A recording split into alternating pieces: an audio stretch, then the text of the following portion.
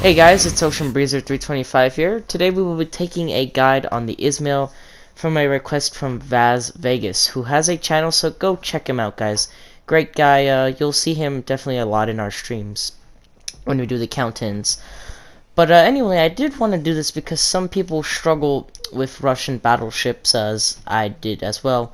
If you want a much more in-depth guide, check out T-Bull, which is actually kind of where my opinions rise up.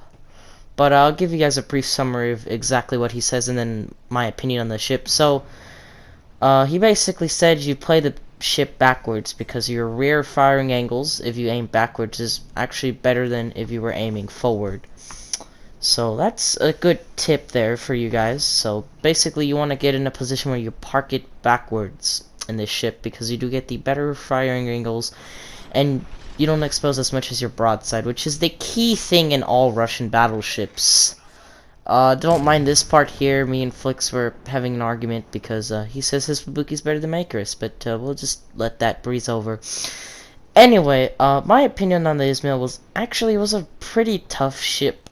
Didn't really care for it, but she is a really hard-hitting Russian ship. The one complaint I have with the entire line is that their AP pen just overpens everything lightly armored unless at an angle, even at max range. But these guns are amazing at hitting battleships just so hard, where ships just think, oh well, you know, I can just leave the Russian battleship alone.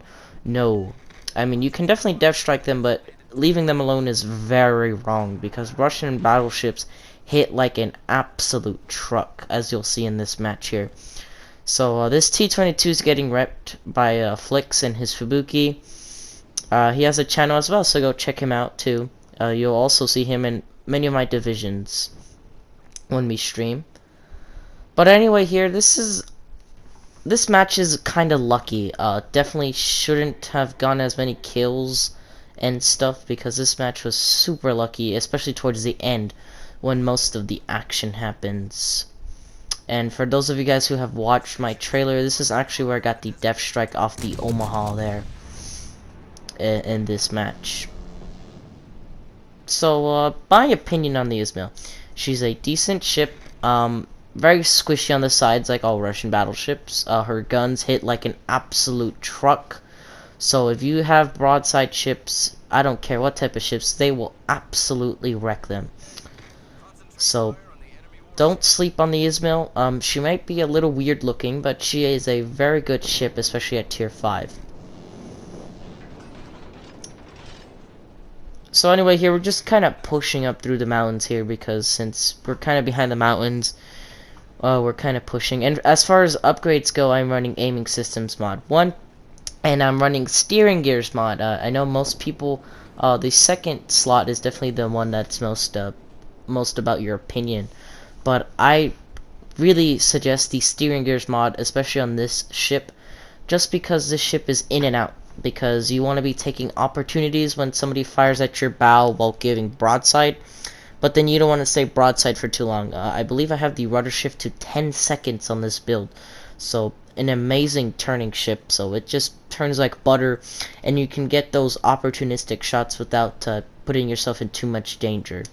And as always, commander builds at the end of videos. So if you guys are looking forward to the commander build, just go ahead and speed up to the end of the video. So anyway, here's the Byron, and this is when I found out that the Izmail hits like an absolute truck here. Unfortunately, I don't take the shots because he's angled, but I aim for the guns and see what we can do. And then you see those penetrations. 4K damage on the aft of a Byron is not that bad, considering it's the German gun design, which is meant to ricochet shells. And this is honestly when I get super lucky. This Congo must be new to the game, but he is firing HE. If he had any sense in him, or might have been a veteran player, I would have got deleted off the face of the earth. That's why I said this match was particularly lucky. And for those of you guys who've watched my trailer, you know how this ends. He gone. And then this is like the insane part here. Very lucky. The Congo is still firing HE at me. I don't really find the HE to be a problem with this ship, especially with the commander build with Kedrov I have. As you see there at the New Mexico taking shots at me, but angling well is good enough. There's the HE salvo. Still did a hefty amount of damage, so you can really see how squishy this ship was. The Congo fired HE at me and then just did a boatload of damage. And there you see the amazing just angles of this ship. The penetration angles on all Russian battleships are just absolutely nasty. This Baron's not even looking at me, so this is when you want to take that opportunity here. I realize he's probably going to hit me hard, but he's only going to hit me hard with 2 guns. And deleting him, or getting rid of him, I should say, not deleting him, is very worth it. And again, HE. So again, this match by no means was amazing because of just gameplay. It was just a bit lucky. It seemed to get the newer players here, because HE by Byron and HE by the Congo definitely saved me, because if you get in situations like this with good players, you will most likely lose in the Izmail, because her broadside is just super squishy, and it's not squishy like the Germans, it is citadelable squishy, like just super easy to penetrate once you show even a little bit of broadside, so you definitely want to watch out when you're doing those types of things in the Izmail. And we take out the Baron's guns, and then we aim a little bit below the engine, and there you see just only 6 ricochets, but 6 penetrations. 3 ricochets and 6 pens off the basically aft of the Byron is amazing.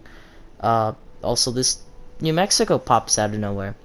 So, honestly, the ship is really good at what she does, which is mid-range brawler. You definitely don't want to get too close like I did. That was an absolutely risky play.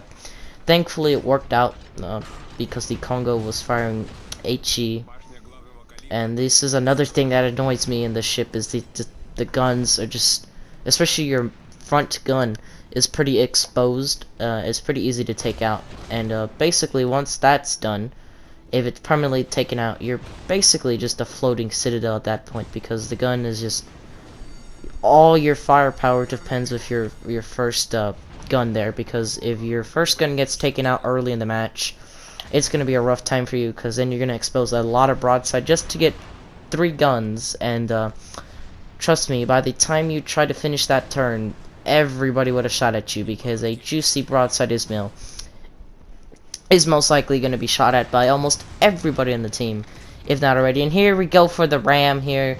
Might as well, there's not really much we can do at this point. And yes, thank you guys for riding the waves of Ocean Breezer. I hope you guys enjoyed, and see you guys on the next one.